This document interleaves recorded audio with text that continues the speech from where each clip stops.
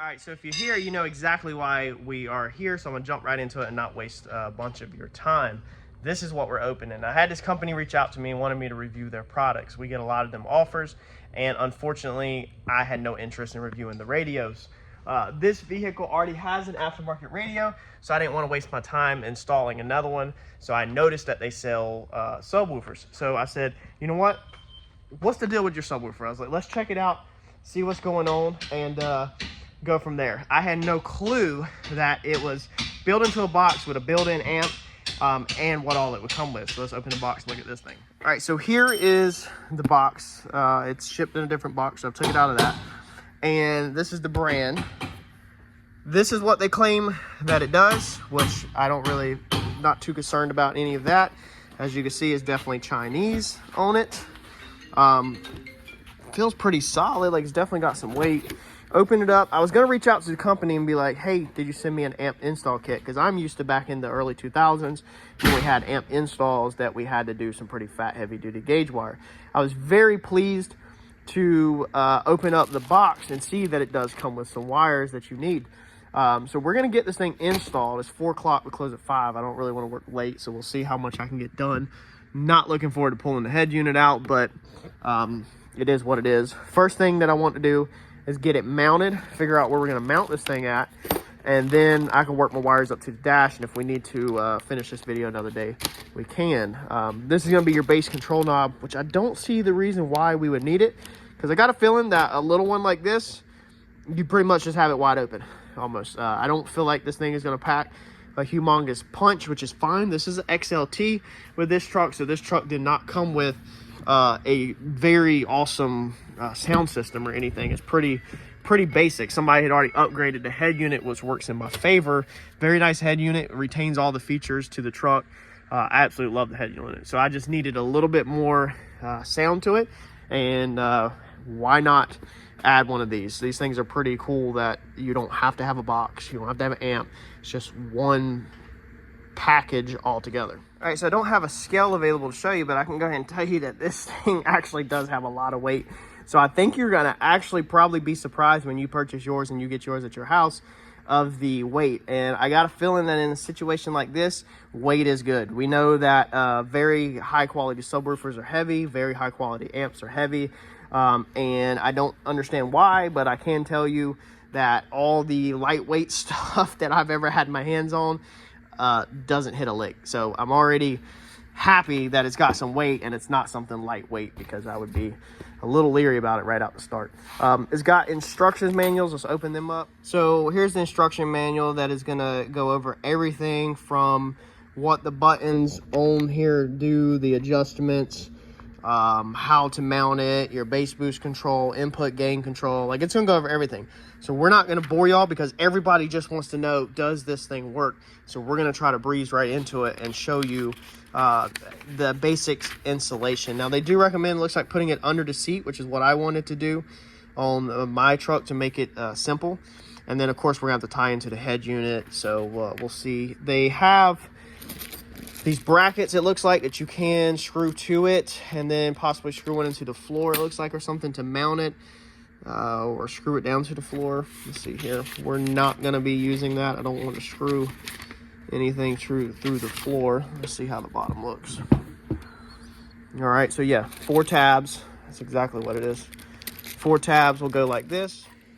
So it looks like they'll just go like that, and on all 4 locations, and then you can screw this down to the floor. Now obviously you'd have to take your seat out to screw that down, and then every time you needed to mess with this, you'd have to take the seat back out to unscrew this. So I don't do demolition derby with my truck. I don't stunt jump it, and I don't race it around corners.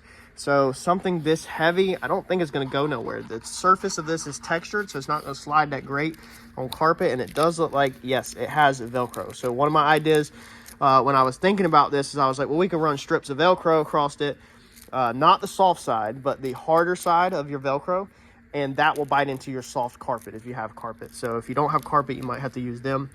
But I think that's all we're gonna do is we'll stick the Velcro on there like this, and them 2 pieces stuck just like that should make it, if this is our carpet, where it pretty much won't slide around. We're not worried about it coming up or down or nothing. So just from sliding around and pulling the wires out, and we'll secure everything when it's under there. Let's slip it under the seat. Let's plug some wires in and let's run some wires. It looks like if you know anything about subwoofers, that this is going to be your standard wires. Your pigtail is going to plug right into there. All right. And then this is very nice actually, because the older I get, the more aggravated I get with having to do stuff and things not being simple. If you're familiar with the channel, we're chopping a 49 Plymouth on here. We've also built a race car on this channel. And all of that stuff takes a lot of time. So when it comes to my personal vehicles, I don't want to eat up a lot of time. So simple plug and play is a huge advantage for me. And it's an ease for you if you don't have somewhere to install this stuff. Looks like your base control thing is going to just plug right in like that. We'll leave it unplugged for now. I don't think we'll even need it. I don't know if we don't plug it in, if it just defaults to wide open or not. We'll probably plug it in and just put it, zip tie it to the side. But the cool thing, these wires, so this is your remote wire. It's going to go to your head unit. They're just going to plug right in. Now we're going to need to put electrical tape or heat shrink over it, but they're going to just go right there. The hot wire, it's just going to clip right in there, and it's already got a ring terminal to go to your battery. The remote wire does not have a ring terminal because you will have to splice that into your head unit in the dash. So let's get, and then that's black wire, of course, is your ground wire. Let's get this thing situated in the trunk.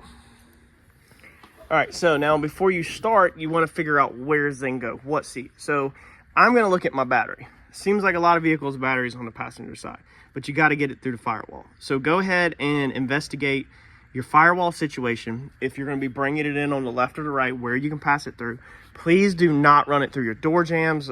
We buy and sell used cars here, and I see so many times where it comes in when people's pulled the system out and left the wires, where they run under the fender through the door jamb. Please don't do that. It is so tacky and so unprofessional that it is mind-blowing. It's also a fire hazard. I have seen vehicles burn down from it. After a while, opening and closing of the door can pinch the wire, and a hot wire on metal does create sparks and can cause fire. So please do, just don't. Not only does it look terrible, which is even more important to me than the vehicle burn down. I'd rather the vehicle burn down than my vehicle look terrible. But for most people, they don't think like me. Just don't run it through your freaking door jamb. So figure out where it's going to pass through. All right, that's going to determine if it's going left and right. Now, most of the time on most vehicles, your driver's seat is going to have more electronics. It's going to have more wires. So this vehicle's XLT power driver seat, manual passenger seat. So that means under this seat, we're not going to have anything hardly at all except for the airbag. These aren't airbag seats, so we're just going to have airbag connectors. Meaning I'd really love to put it under here. The battery's on this side, but I got to make sure I can easily get it through the firewall. I don't want to have to drill holes and do all that nonsense. So I really want to try to slip it through a little tiny slit that we cut in a factory garment or something, if we can get it through there. So let me grab a light, look underneath my dash, and figure out my situation. Okay, to keep this simple, I've pulled my carpet back. And as you can see in this vehicle, firewall is pretty covered up. So it's not going to be super easy to get through there. But we do have this rubber knockout right here that is wide open. Now, normally I wouldn't recommend running it through that because this is going to get stepped on. However, this is a very small wire, and we're going to take some precautions here in a minute to make sure that this wire never gets damaged. So again, to keep this simple and quick, I'm going to run it through there, and that will get me right to my passenger seat and keep me on my passenger side that I want. When I come underneath my vehicle, I can see that knockout, that hole right there, is right there, super easy. I can go up over top of the frame rail, not getting in the way of anything, and then that will allow me to shoot up straight up in here towards the battery. So I'll literally go up through there. All right, so every single car is gonna be different. So map your layout first of what works best for you to get the wire there. The ground wire is super easy. You can literally just put a self-tapper screw through the sheet metal. I know a lot of people are gonna probably get upset about that, but that's people that are overcomplicating such a simple, nice subwoofer install. There's no reason to get crazy with this thing at all. So let me route this wire, we'll get it in there, I'll show you the precautions I take, and then we'll move forward with actually putting the subwoofer itself underneath the seat. Little quick tip, when you're routing your wire, take the little twist tie that comes with it, tie it to something near the battery. Don't hook it up obviously yet. Tie it to something near the battery so it don't fall, and it's easy for you to pull on, and you know the length that you need. So I'm routing mine up and over this fuse block like this, and then it'll go straight down, and it comes out behind the wheel well. Make sure it's not in the way of the tire. These tires can easily grab wires, but it's not going to be. It's back there behind this metal bar, and we'll keep it zip tied up nice and neat. Let me run the wire up in the vehicle. All right, so I've used the factory rubber and cut a slit in it so this thing comes straight up through the middle. So this wire is not rubbing on any metal. It can't ever touch any sharp metal. This is padding on the floor, and this is all really smooth, and it shouldn't ever make any issue. Now I'm gonna run it slightly to the side like this, because this padding right here is about as thick as the wire, meaning once the carpet goes over it, there's going to be no pressure on the wire. Now underneath most of your seats, there's normally a slit where either the wiring harness comes out the floor, okay, or the air conditioner comes out the floor. That's pretty common on most cars nowadays. So if you can get your hand to there and get it underneath there, you won't have to cut your carpet. You can make it where it's nice and clean, everything's hid. This will go under the seat, and you won't see, when we fold this down, look at that, you won't see where the wire comes up. It won't be in your door jamb. It'll be nice and safe. Again, every vehicle will be different, so you're gonna have to kind of poke around. Sometimes it's easier to go through the firewalls here. You'll just have to find that pass through that's easy to get to. So I'm going to change my plans a little bit. It's a little bit too big for underneath the seat of this one. It would sit behind the seat, but not where I'm happy with it. As you can see, I do got kids, so I really don't want it anywhere that wires can get stepped on. So I think we're gonna put it under the back seat here. It's a really slim design though, so that's pretty cool, is that you can find somewhere universal in your vehicle that it will fit. I don't want to put it right here under the seat, because as you can see, I have junk. This is where I kind of store some stuff, and so I don't want the amp getting in the way, because the amp is not priority. But it was able in this F-150 to literally just sit right there, and it's not gonna go nowhere. The seat will fold down, and you'll be good to go. So more than likely, whatever vehicle you have, you'll be able to find somewhere for this thing to go. So a little bit longer wire run than I originally wanted, but still doable. We'll just have to come in from that side. So I'm very happy with what come with it, but I did hit my point where I was a little dissatisfied. So they give me all the wiring that I need, which is cool. I didn't have to go buy a amp install kit. However, they left out the simple RCA wire. So you're gonna need these two wires right here to RCA to go to your head unit. Now you can connect to the speaker if you want to, your high channels if you want to do it that way, but traditionally when you do subwoofers, you do them using RCA plugins. So unfortunately, I'm gonna literally have to stop what I'm doing, and we're gonna have to get some RCA wires. All right, change of scenery. Back at the house. This was the missing piece of the puzzle. So when you buy this kit, you're not gonna have RCA cables, all right? I would love to see the kit include this. I looked it up on eBay this morning. You can get 25-foot long RCA cables for like $9. So 10 bucks, we'll call it. I would love to see the kit just charge us $8 or $10 more and put us some $10 RCA cables in there. 25-foot would be plenty for all vehicles, I think. I got the longest they had at the local O'Reilly's. I paid freaking $23 for this local, because I wanted to get this done this morning on Sunday morning versus having to take up more time out of my work week. So we got the wires ran back there. We're gonna run these to the radio, plug it up. It's gonna be different every vehicle, obviously, how to get it to your radio, so I'm not gonna cover that. I'm gonna get mine run and hooked up, and then we'll see what this subwoofer will do. All right, so we got everything ran back here. It's not super nice and neat, because if you know anything about me, or if you follow the channel, I don't keep vehicles long at all. So I don't want to spend a ton of time installing something that if I go to sell this thing, I'm probably literally just going to unplug the wires and try to just pull them out and see if the ends rip off. So that's the reason why it's not the greatest. It's just there. The ground is off of the seatbelt bolt, which is not the greatest, but it works. The hots are all taped up. The remote wire's hooked up. Now I actually had to splice it because I didn't use their wire. So this nice RCA cables that I bought, the center wire is actually the remote wire, so you don't have to run separate wires. So I just spliced their little end piece in there, so it's just plug and play right there, because I didn't have that junction here at the house. Pretty simple, straightforward install.